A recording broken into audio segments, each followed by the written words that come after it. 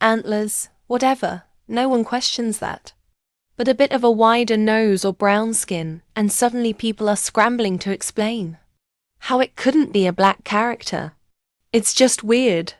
Let's also talk about the double standard in fan spaces. When people draw white-coded characters with afros, dreads, cornrows, or even full melanin-rich redesigns, suddenly it's diverse headcanons are cool. Or it's just an interpretation. But when the character already looks like they might be black, and someone actually says it, that same energy disappears. The silence is loud. Now look, this isn't about saying desscaras has to be black, or that there's only one correct way to view them. It's just about the fact that black people and other people of color are allowed to look at a character and say, they look like me, or that reminds me of my culture, without being shut down or told they're reaching. Especially in anime-inspired or stylized media, the line between race and design gets blurry. That's not a bad thing. It actually opens up more space for characters to be interpreted in different ways. But if you only allow that freedom when it excludes blackness, that's when it becomes a problem. Even if desscaras isn't officially black, like there's no stated race or background, that doesn't mean they can't be.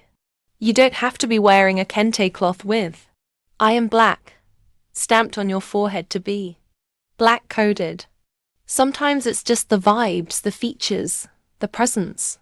Sometimes that's enough. And honestly, the resistance to even considering black interpretations says more than anything else. Why is it so threatening to imagine that a cool, mysterious, visually striking character like desscaras could be black? Why is it so hard for people to just let that be a possibility? So again, people might say, well, she doesn't have an afro, or her lips aren't big, or her nose isn't wide. But again, what does that prove? Because all those things are rooted in very narrow and harmful ideas of what being black has to look like. There are black people with looser curls, thin lips, narrow noses, pale skin, freckles, you name it. If you say a character can't be black unless they fit a checklist, you're kind of saying that real people who don't fit that list aren't black enough. And that's a problem. And let's not pretend that stylization isn't a major factor here.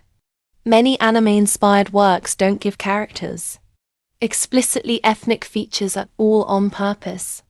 So trying to gatekeep whether a character can be black because they don't look black enough is ignoring the stylized context of their design. These characters weren't created with real-world genetics in mind. They were drawn to look cool, expressive and aesthetic within the bounds of a certain style.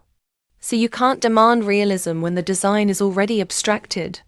On the flip side, people also need to stop demanding proof that a character is black before accepting interpretations.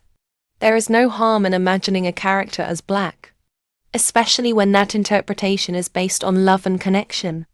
It's not like you're rewriting a story or erasing an original design, you're just exploring a possibility. If the creator hasn't said, no, desscaras is not black, then there's space to read her that way. And even if they had, people reinterpret characters all the time.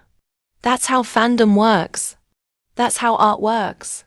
The idea that desscaras might be black doesn't take away from anyone else's interpretation. It just opens up the world a little more for black fans who don't see themselves often in magical, stylish, complex characters like her.